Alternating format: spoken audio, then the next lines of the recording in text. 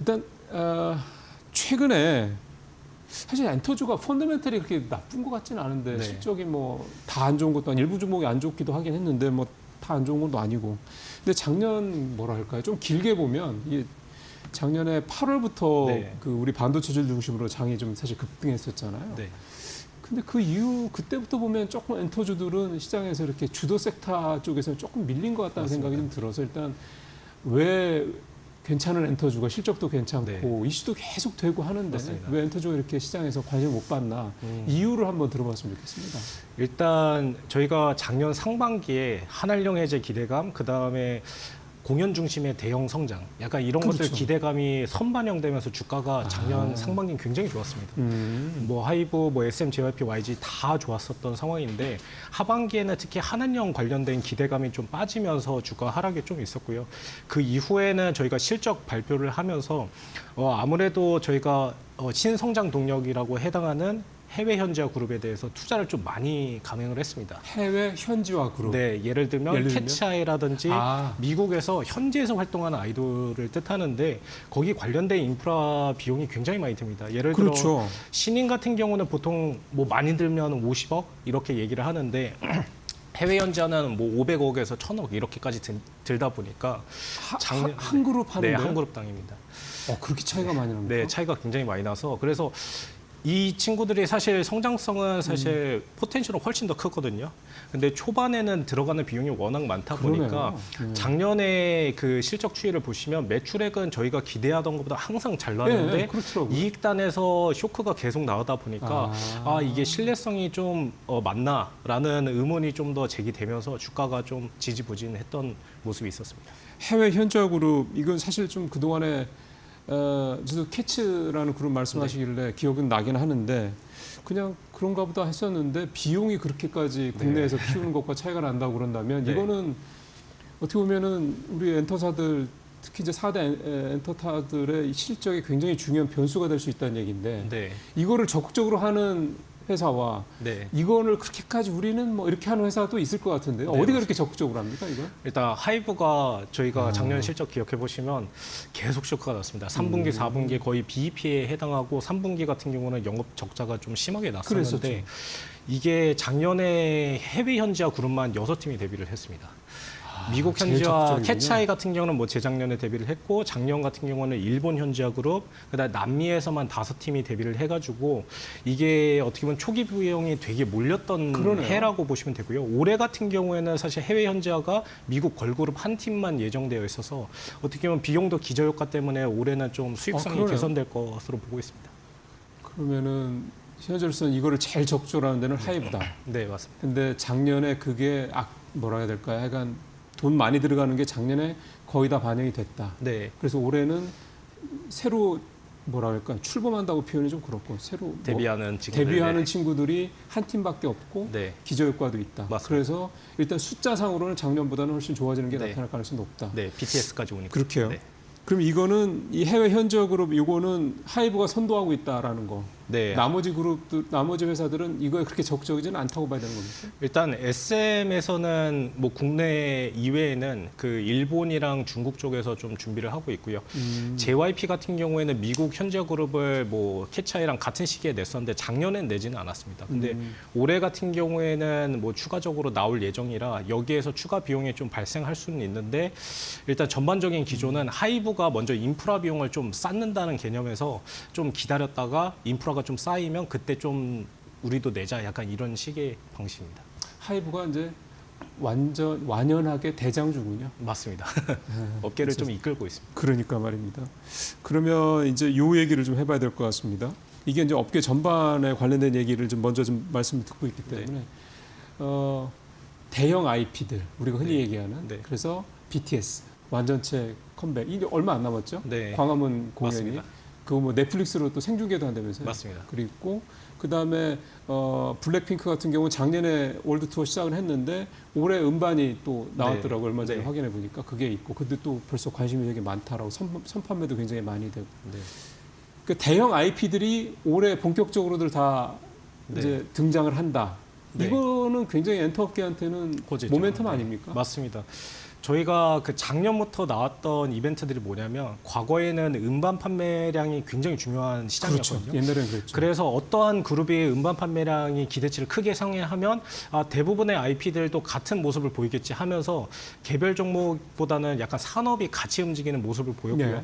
근데 작년부터는 사실 공연이 조금 더 중요한 팩터가 되다 보니까 월드 투어 같은 네, 거요. 맞습니다. 그래서 대형 IP들이 공연 일정을 발표하는 시기에 그 특정 개별 종목들만 주가 오르는 모습을 보입니다. 같이 오르는 게 네, 아니고. 그래서 작년 같은 경우는 하이브보다는 SM, JYP, YG가 아웃퍼폼했던 이유가 블랙핑크 나왔고 JYP는 스트레이키즈 공연이 굉장히 맞아요. 컸습니다.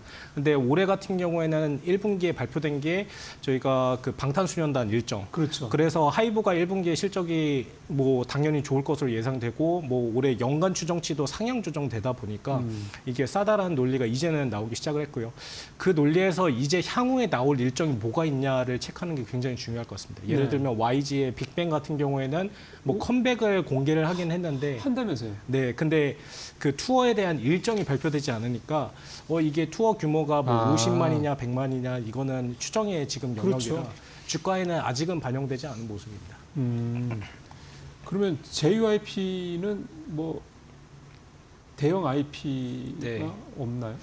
JYP도 작년에 사실 트와이스가 네, 전 공연을 트와이스, 이미 네. 발표를 했는데 기존이랑 같은 규모를 발표하다 보니까 거기에서는 모멘텀이 나타나지는 않았고요. 네. 저희가 올해 3분기부터 스트레이키즈라는 대형 IP가 공연 일정을 발표할 예정인데 이 규모가 전작 대비해서 한 30% 정도 커질 예정입니다. 네. 거의 방탄소년단 이외에는 사실 200만 명 모객을 이상하는 IP가 없다라고 보셔도 되는데 이번에는 거의 300만 명에 근접하는 굉장히 큰 규모로 스트레이키즈도 진행할 거라 JYP도 모멘텀이 있다라고 보셔도 될 것 같습니다. 그러게요.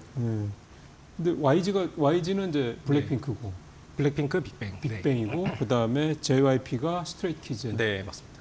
원래 JYP가 스트레이키즈 말고 뭐 더 있지 않았습니까? 스트레이키즈 있고요, 트와이스 있고, 엠믹스. 엠믹스. 네. 엠믹스가 이번에 하도 저도 쇼츠에서 많이 올라왔습니다. 근데 브라질에 맞습니다, 브라질 맞습니다. 네. 브라질 가지고 굉장히 네, 페스티벌에서 좋은 신곡도 내고. 성과를 네. 냈다고 하던데. 네. 지금 JYP가 저평가받는 가장 큰 이유 중 하나가 저연차 IP가 상대적으로 못 올라온다라는 얘기가 제일 많은데 예. 엠믹스도 그렇고 JYP 아티스트들의 특징이 약간 공연형 중심의 아티스트이기 때문에 네. 첫 월드 투어를 돈 이후부터 좀 성장세가 나옵니다. 그게 작년부터라고 보시면 되고요. 네. 그래서 엠믹스가 올해 실제로 성장을 뭐 타 그룹처럼 하는지 좀 체크를 해봐야 될 것 같습니다. 저도 임 의원님 모시는 것 때문에 자료 좀 보면서 보다 보니까 올해 되게 중요한 변수를 지금 딱 말씀하신 저연차 IP들의 활동 네. 이 부분을 얘기를 하더군요. 네. 지금 보시기에 저연차 IP들이 좀 괜찮은 데가 엠믹스가 지금 네. 말씀하신 엠믹스가 네. JYP고 네. 딴 데는 또 뭐가 있습니까? 지금 거의 모든 엔터사에서 23년도 이후에는 신인들을 쏟아내고 있습니다. 그러니까요. 예를 들어 그 전에는 1년에 한 엔터 4사 합쳐서 한 3팀 정도 데뷔를 했는데 요즘은 뭐 거의 10팀 정도씩 매년 나오고 있고요. 네. 근데 이러한 상황 속에서 신인들이 아웃퍼폼하기가 좀 어렵습니다. 이게 그렇죠. 시장 파이는 정해져 정해져 있는데 있죠. 이게 쪼개서 가져가기 때문에 그 안에서도 좀 독보적으로 잘 나오는 아티스트들은 지금 하이브에서 좀 많이 나오고 있어요. 하이브의 코르티스라는 그룹은 사실 신인 보이그룹은 처음에 데뷔했을 때 한 30만 장 정도 음반 판매하면 잘했네라고 하는데 시작하자마자 200만 장을 팔아버렸습니다. 그래서 약간 이 중소형 회사와 그 대형사 간의 간극이 좀 더 벌어지고 있는 상황이라고 그러게요. 보셔도 됩니다. K자 이 흐름이 이게 사실은 매크로만 그런 게 아니고 그다음에 반도체에서 섹터만 그런 게 아니라 섹터 내에서도 이 K자 이 성장이 네. 나타나는 현상이 좀 네. 되는 거군요.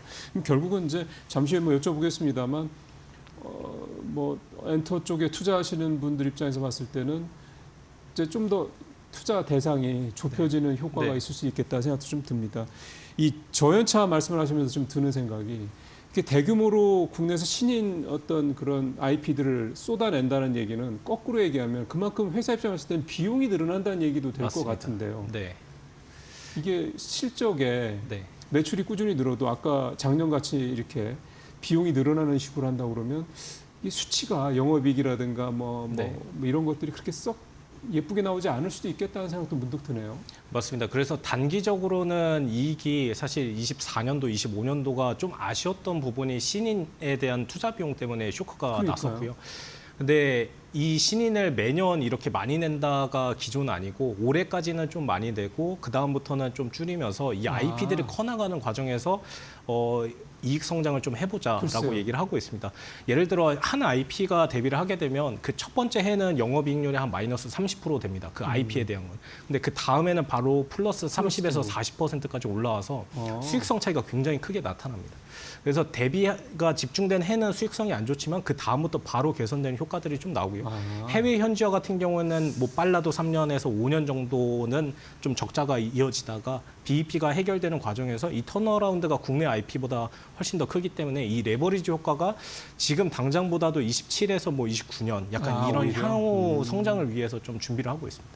그렇죠. 사실 투자를 안 하고 성장을 한다라는 건 사실은 앞뒤가 안 맞는 얘기긴 네. 하죠. 그러니까 엔터업계 투자는 새로운 IP들을 계속해서 맞습니다. 만들어서 데뷔를 시킨다 이제 이렇게 네. 좀 되는 거니까 그런 면에서는 어떻게 보면 이건 불가피하게 가야 되는 길이다 이렇게 좀 네. 봐야 되는 거고 그 지금 위원님께서 보시기에 올해의 지금 이 초반이긴 합니다만 올해의 이 국내 엔터업계의 가장 큰 뭐 변수라든가 뭐 또는 모멘텀이라고 할까 이게 될 수 있는 건 뭐라고 생각을 하세요? 일단 올해 가장 중요한 변수는 해외 현지화 그룹이 성공적으로 계속 올라오냐 이 문제입니다. 예를 들어 국내 아이돌들 신인 그룹 같은 경우는 초반부터 퍼포먼스가 좋습니다. 예를 네. 들어 위에 뭐 엠믹스 아니면 트와이스, 스트레이키즈의 후광 효과라든지 방탄소년단, 블랙핑크 아래 후배 그룹이라고 하면 일단 기사화도 많이 되고 음악 맞아요. 판매량도 네. 잘 나옵니다. 근데 네. 해외 현지화 그룹 같은 경우는 그런 효과가 전혀 없기 때문에 초반에 마케팅 비용이 많이 들을 수밖에 없는데 이 성공 여부에 대해서도 사실 확신할 수 없는 구조입니다. 근데 작년에 하이브가 유일하게 그 미국 현지화 그룹을 성공시키면서 작년에 데뷔한 일본 현지화 그룹, 그다음에 남미 현지화 그룹, 올해 실제로 얘네들도 성장시킬 수 있을까? 만약에 성장시킬 수 있다면 이거는 시스템이다라고 봐야 되고 단일 IP의 약간 운이라고 보기보다는 이 산업적으로 이게 K-팝이 뭐 서구권에서도 먹히는구나. 그러면 저희가 어떻게 보면 성장 포텐셜을 훨씬 더 글쎄요. 크게 볼 수 있을 것 같습니다. 네. 지금 말씀 여러분 듣다 보면 이제 자꾸 반복되고 공통되는 내용이 있다라는 걸 아마 여러분께서 이제 잘 알고 계실 것 같습니다. 이제 업계 전반에 관련돼서 이 질문을 좀 마지막으로 드려야 될 것 같습니다. 지금 올해 사실은 시장에서 큰 관심은 코스피가 작년에 워낙 좋았기 때문에 네. 올해는 코스닥이 맞습니다. 키 맞추기가 됐든 뭐가 됐든 간에 좋을 거다. 근데 또 마침 정부에서 이 코스닥을 좀 이렇게 활성화시키기 위해서 여러 가지 정책적인 거, 그다음에 자금 수급적인 측면 이런 굉장히 좀 서포트를 좀 하겠다 또 네. 하고 있고요. 그러다 보니까 코스닥 시장이 올해 굉장히 코스피 대비해서 좀 더 좋은 모습을 보일 수도 네. 있다. 그럴 경우에 이제 엔터주가 네. 그 주도 섹터 중에 하나로 들어갈 수 있겠느냐에 대한 네. 이게 되게 중요할 것 같습니다. 맞습니다. 저희가 지금 엔터사들이 보통 12월부터 3월까지는 비수기에 해당하거든요. 그렇죠. 그래서 사실 지금 모멘텀 못 받았던 이유도 좀 더 크고요. 그리고 역사적 멀티플 측면에서 예를 들어 YG 같은 경우는 24.6배, 뭐 SM 같은 경우는 뭐 23배 막 이 정도 됐었는데 지금은 뭐 15배에서 17배까지 떨어졌으니까 많이 떨어졌네요. 사실 이 정도까지 떨어졌던 해가 없었습니다. 네. 그래서 사실 지금은 뭐 이란 사태라든지 이게 자연재해에 해당한다라고 생각을 하고 있고 그 시기가 좀 지나가면 결국에 싼 종목 중심으로 들어갈 수밖에 없다라고 생각을 하는데 마침 뭐 내일 당장 3월 내일 10일부터 나온다고 타임폴리오 그다음에 삼성 예, 액티브 자산에서 뭐 자산운용에서, 예, 예. 액티브 ETF 나오고 이 운용사들뿐만 아니라 뭐 대형 운용사들 사실 뭐 코스닥 관련된 ETF 다 내야 되는 상황입니다. 낼 거예요. 네. 그렇게 되면 사실 뭐 코스닥 종목에서 시가총액 뭐 상위권 중심으로 뭐 패시브든 액티브든 뭐 수급이 좀 몰릴 거라고 생각을 하는데 그 안에서도 사실 모멘텀 그다음에 펀더멘탈이 싼 종목 중심으로 좀 수급이 좀 집중될 것으로 보고 있습니다. 그러겠죠.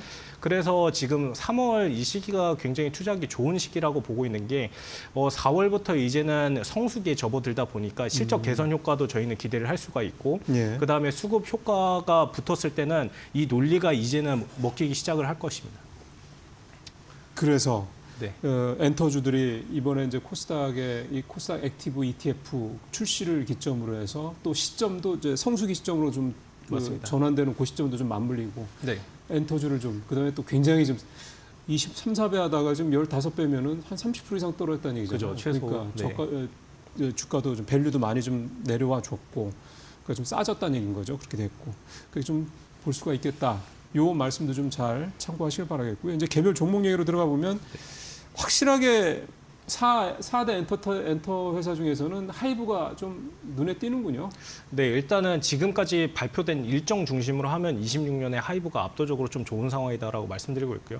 예를 들어 전년 대비해서 매출액이 뭐 80% 이상 성장을 하다 보니까 사실 이 종목이 매력적일 수밖에 없습니다. 근데 나머지 SM, JYP, YG 같은 경우는 아직은 공연 일정이 추가적으로 발표되지는 않은 상황이기 때문에 업계 성장을 15에서 20% 정도. 예. 사실 이 성장주기 때문에 이 15에서 20%는 투자자분들이 만족을 못하고 있습니다.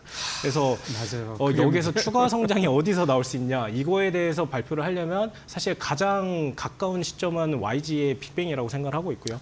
이 친구들이 지금 4월 중순에 코첼라 무대를 할 예정인데 그때 이후에 그 빅뱅 공연 일정이 좀 발표될 것으로 예상을 하고 있습니다. 그러니까 아직은 전체 일정 발표는 안 됐는데 일단 네. 코첼라 네. 코첼라 등장은 4월 확정된 중순, 거고. 네, 맞습니다. 이게 4월 중순입니다. 4월 중순이고요. YG도 사실은 작년에 그 블랙핑크 때문에 좀 맞습니다. 괜찮았는데 주가가 굉장히 좋았죠. 최근에 요즘에는 사실 그거 효과는 이제 많이 없더라고요. 최근에 네. 블랙핑크가 음반 내기도 했는데도 불구하고. 저희가 3, 4분기 실적이 나빴냐라고 하면 사실 그렇지는 않습니다. 사실 컨센에 계속 부합하는 실적이 나왔음에도 불구하고 주가가 굉장히 하락폭이 컸는데 네. 가장 큰 이유는 올해 일정에 대해서 아직도 공개 안 한 유일한 엔터사거든요. 예를 들어 블랙핑크 같은 경우에는 공연 일정이 올해 1월 26일에 마무리가 됐는데 네. 그 이후에 대한 일정이 회사에서 공개되지 않았고 뭐 시장에서 뭐 빅뱅 컴백한다는 힌트들은 많이 얻었지만 회사에서 공식적으로 우리 이 정도 공연 규모를 할 겁니다. 음반은 나옵니다, 안 나옵니다. 글쎄요. 이런 것들이 나와야 사실 애널리스트 입장에서도 추정치에 반영을 할 수가 그럼요. 있는데 네. 지금 추정치에 그러한 부분들이 빠지다 보니까 어떻게 보면 역성장 느낌이 나다 보니까 올해는 사실 YG가 볼 게 없구나라는 식으로 좀 주가가 좀 더 빠졌던 것 같습니다. 근데 안 할 이유가 없지 않나요? 이게 아티스트 개인 요청에 의해서 좀 늦어진 경우가 생각보다 많습니다. 예를 들어 회사 입장에서는 6개월, 1년 전에 발표를 하면 투자자 입장에서도 되게 안정적으로 이때는 이걸 하겠구나라고 알 수 있는데 아티스트는 약간 직전에 약간 중요한 무대에서 공개하고 싶어하는 게 좀 있어가지고 네. 그래서 좀 더 기다려야 되긴 한데 어떻게 보면 저희 입장에서는 확정된 모멘텀이 준비된 그럼요. 상황이기 때문에 실적 추정치도 곧 올라갈 그럼요. 예정이고 네. 예를 들어 빅뱅 같은 경우에는 영업이익이 한 250에서 300억 정도 추가될 예정인데 그렇죠. 그러면 컨센서스 기준으로 했을 때 전년 대비로 한 40% 성장이 나옵니다. 네. 그래서 그러한 논리가 나오는 시점 전에 YG를 들고 가는 게 좋지 않을까. 특히 지금같이 주가가 많이 빠졌을 때가 매수 적기인 것 같습니다. 빅뱅은 사실은 참 이제 완전체는 아니죠. 탑은 제외된 걸로 알고 있고 승리도 뭐 당연히 제외됐을 거고 3인 체제로 알고 3인 체제로. 네. 그렇게만 해도 작년에 프랑스 파리에서인가 공연을 한번 맞습니다. 셋이 했었잖아요. 네, 그때 저도 영상을 봤는데 뭐 별로 그렇게 공백을 못 느끼겠더라고요. 맞습니다. 그때도 뭐 헤드라이너급 가장 주인공이 되는 시점에 공연을 해가지고 이게 아시아권에서만 인기 있는 게 아니라 서구권에서도 인기가 많구나라는 걸 알 수 있고요. 그리고 뭐 지드래곤 작년에 혼자 월드 투어 돌았을 때도 뭐 거의 100만에 근접한 공연 규모를 돌아서 네. 지금 시장이 생각한 것보다 훨씬 더 큰 규모가 발표될 것으로 예상을 하고 있습니다. 예, GD 음악은 뭐 저 같은 50대 사람이 들어도 그렇게 신이 날 정도니 참 얼마나 많은 이 넓은 팬들을 확보를 하고 있겠냐라는 걸 충분히 좀 알 수가 있습니다. 이제 앞으로 임 의원님 꾸준히 이제 뭐 이렇게 정기적으로 나오실 텐데 엔터주에 대한 투자 전략 지금 시점에서 조금 전에 말씀했던 걸 쭉 제가 듣기로는 아주 엔터주 투자하기가 좀 적절한 시점이 네. 아닌가 생각이 드는데 엔터주 투자를 어떻게 하는 게 좋겠습니까? 일단 엔터주 투자는 제가 작년부터 가장 강조드린 부분은 투자 스킴이 굉장히 바뀌었다라는 점인데요. 원래는 음반 판매량 보시고 이제 바로 직관적으로 이 종목을 사면 되겠다 아니면 이 산업이 좋아지는구나를 판단했다면 이제는 음반 판매량이 절대적으로 중요한 변수는 아닙니다. 그래서 공연 일정이 발표할 시점을 예를 들어 YG에서는 뭐 빅뱅이 언제쯤 나오겠다. 네. 그러면 그 근처에 투자하시는 게 가장 좋을 것 같고요. 뭐 JYP 같은 경우는 3분기에 뭐 스트레이키즈가 나올 거니까 그 전인 한 2분기 정도에 투자하는 게 가장 베스트 플랜이고 뭐 SM도 그러한 플랜들이 준비되어 있을 건데 이렇게 공연 일정이 발표하는 시점 직전에 구매하는 게 가장 좋은 투자 방식인 것 같고요. 지금 현재로서는. 그리고 전반적으로 지금 엔터 산업이 펀더멘탈이 이러한 이란 사태라든지 이런 외부 변수에 의해서 펀더멘탈이 나빠지냐라고 하면 오히려 사실은 좋습니다. 그렇죠. 예를 들어 뭐, 그 취미 중에서 사실 K-팝이 굉장히 저렴한 취미에 해당을 하기 때문에 네. 사실 불황 속에서 K-팝의 수요가 더 늘어나는 형태가 과거에도 굉장히 많이 나왔습니다. 네. 그러면 올해 같은 경우는 사실 유가 급등이라든지 아니면 뭐 환율 올라가고 인플레이션 올라가면 사실 엔터에 대한 관심이 뭐 다시 올라오는 시기가 나타날 수도 있기 때문에 이러한 관점에서 사실 지금 저가 매수하기 좋은 시점이라고 보고요. 지금은 뭐 예를 들어 YG 비중을 더 늘린다든지 아니면 안전하게 SM, JYP, YG를 뭐 구분 없이 코스닥 종목들 중심으로 하는 게 좀 더 좋지 않을까 이렇게 생각을 하고 있습니다. 개별 종목으로 하는 게 괜찮겠습니까? 지금 말씀대로 보면은 YG나 하이브 네.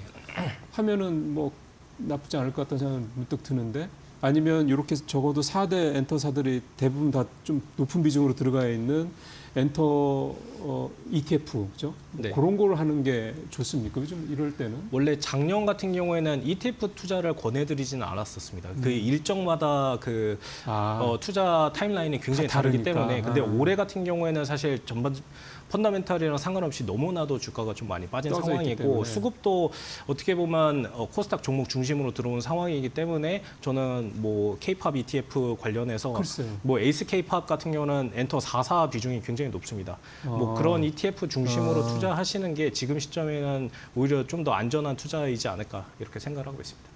엔터 4사 비중이 높은 ETF를 한다 그러면 가급적이면 그게 나을 것 같다. 네, 맞습니다. 짧게 하나만 더 여쭤보고 싶은 게 이제 전체적으로 큰 얘기는 다 들었고요. 엔터 쪽 얘기하면 이제 이렇게 4대 엔터가 있고 그다음 미디어사들 있잖아요. 네. 뭐 제작사들 흔히 얘기하는. 네. 거기는 올해 조금 기대해 볼 만합니까?